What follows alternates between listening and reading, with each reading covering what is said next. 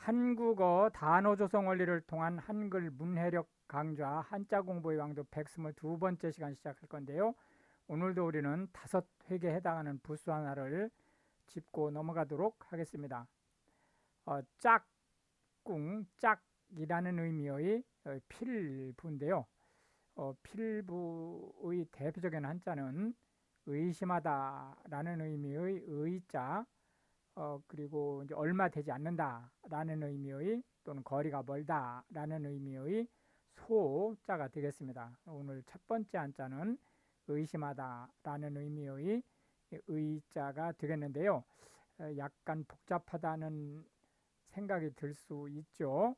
예, 비자 밑에 이 화살시자입니다. 화살이라는 의미, 화살시자를 쓰고 그 다음에 이제 요 오늘의 이제 부수에 해당하는 필자로 마무리를 하면 의심하다라는 의미의 의자가 되겠습니다. 하나, 둘, 셋, 넷, 다섯, 여섯, 일곱, 여덟, 아홉, 열, 열하나, 열둘, 열셋, 열넷 해서 총 14획에 해당하는 한자가 되겠습니다. 의심하다 라는 의미의 의자가 되겠습니다. 약간 복잡하다는 생각이 들 수 있는데요. 생각보다는 그렇게 복잡하진 않습니다. 의심하다 라고 하는 것은 혹시 그 사람이 또는 어떤 일이 문제가 있는 거 아닌가 라고 믿지 못하는 것을 얘기합니다. 의문문이라고 하는 것은 상대방한테 무엇인가를 물어보는 문장을 얘기합니다. 그 내용이 무엇인지는 모르죠. 어쨌든 물어보는 것을 얘기하는 거고요. 의문이라고 하는 것은 질문할 거리를 얘기합니다. 의문은 가치 중립적이에요. 그냥 순수하게 물어봐야 될 사항을 얘기하는 거죠. 그런데 반해서 의구심이라고 하는 것은 혹시 그러면 어떻게 하지? 라는 걱정스러운 의심을 얘기합니다. 그러면 안 되는데 그럼 어떻게 하지? 라는 의문을 의구심이라고 얘기하는 거고요. 회의라고 하는 것은 그 말을 믿고 그렇게 하면 안 됐었는데 라는 어떤 의사결정을 한 것을 후회하는 의미의 의심을 얘기합니다. 그랬으면 안 됐는데 그때 그걸 믿었으면 안 됐는데 라는 그런 이미지를 가지고 있는 거죠. 의혹이라고 하는 것은 아주 강하게 믿지 못하는 상태. 그래서 그 사람이 거의 틀림없이 그랬을 것 같아, 그 잘못을 했을 것 같아 라고 의심하는 아주 강한 의심입니다. 의아하다는 설마 그랬겠어? 라고 해서 의심을 믿지 못하는 상태를 의아라고 얘기를 합니다. 혐의는 어떤 잘못, 특히 이 잘못이 단순한 잘못이 아니고 형법상 잘못을 저질렀을 것으로 의심되는 것을 혐의라고 얘기를 하고, 그 혐의 중에서 거의 확실한, 즉 범인일 확률이 대단히 높은 사람을 용의자라고 얘기를 합니다. 용의는 대단히 확실시되는 혐의를 얘기하는 거고, 여기 자는 사람이란 뜻이죠. 피의는 이 용의자 중에서 경찰 관서에서 그 사건의 이 배우자, 관련자 또는 당사자로 의심을 해서 수사를 진행하는 것을 피의라고 얘기를 하고, 요 자는 그 사람이죠. 그러니까 범인으로 지목된 사람이에요. 용의자는 범인일 확률이 높은 사람이에요. 혐의는 범인일 확률이 있다고 의심되는 거고, 피의자는 범인일 확률이 있다고 해서 국가나 정부에서 공식적으로 수사 대상에 올린 사람을 얘기하는 거죠. 우리가 통상 입건하다라고 하면 피의자를 만든 거예요. 두 번째 한자는 시자가 되겠는데요. 시라는 의미의 시자입니다. 그러니까 시를 짓다 라는 얘기를 할 때 그 시, 소설, 시 이런 얘기를 할 때의 그 시자입니다. 그래서 말씀 언에다가 절사자를 붙여서 시자를 만들겠는데요. 식구, 시집 이런 얘기를 할 때의 그 시자가 되겠습니다. 하나, 둘, 셋, 넷, 다섯, 여섯, 일곱, 여덟, 아홉, 열, 열하나, 열둘, 열셋 해서 총 13획에 해당하는 한자가 되겠습니다. 이 시는 다음번에 바로 다음에 나오는 한자도 마찬가지지만 이 글씨 하나로 명사가 되는 케이스예요. 그래서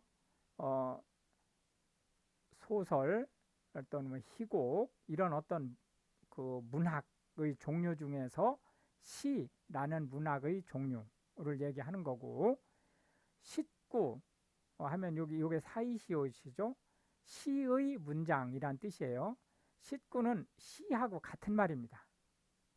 시와 식구는 같은 말인데 주로 이 시가 시 자체를 나타내는 데 반해서 이 식구는 그 시에 쓰여진 글씨들의 조합, 문장을 얘기하는 거예요.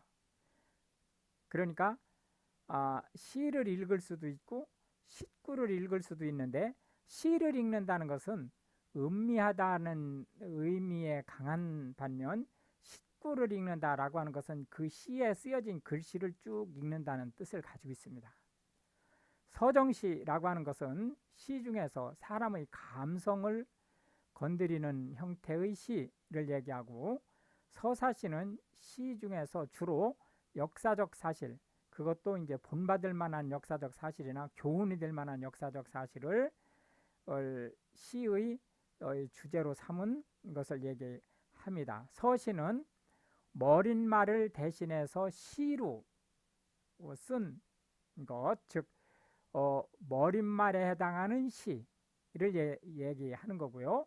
시편이라고 하는 것은 성경, 특히 이제 구약 중에서 시구로 구성된 책을 얘기합니다. 150편 중에서 거의 반 정도를 킹 데이빗, 즉 다윗 왕이 지은 것으로 보고 있죠. 시인이라고 하면 시를 지어서 시집을 판매함으로써 생계를 유지하는, 직업적으로 시를 짓는 사람과 시를 짓는 저자라는 의미를 함께 가지고 있습니다.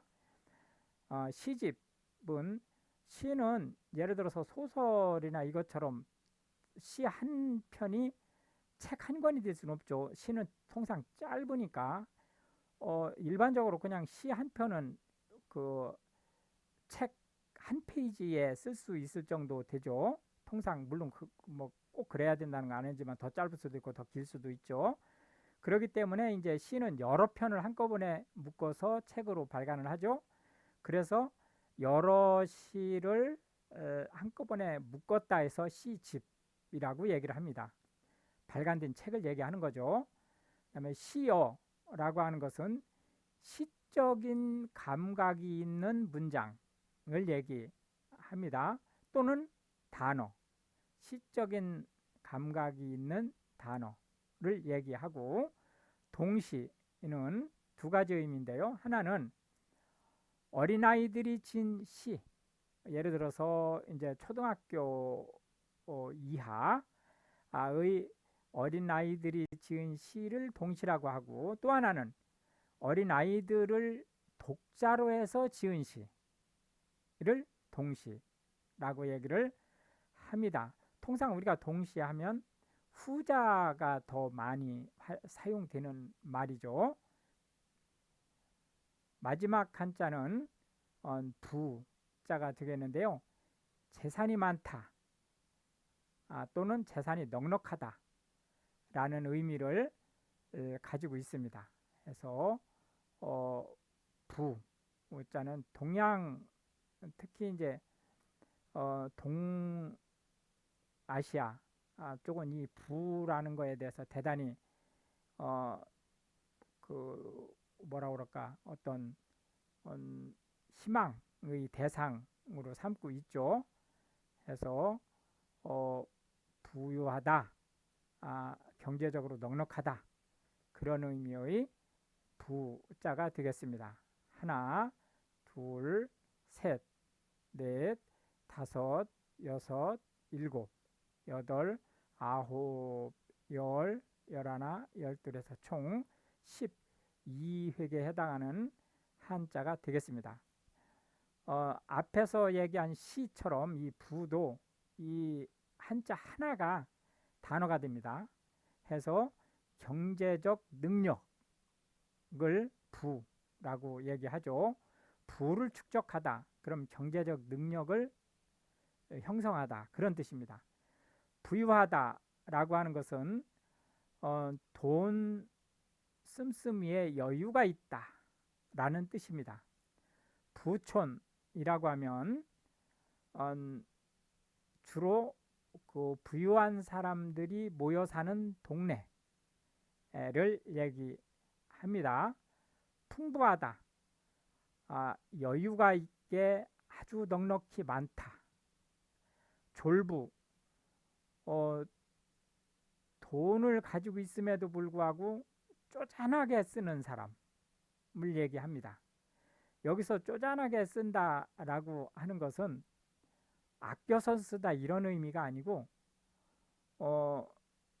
예를 들어서 술 마시고 이러한 그 자기의 어떤 유흥이라든지 이런 데는 흥청망청 쓰면서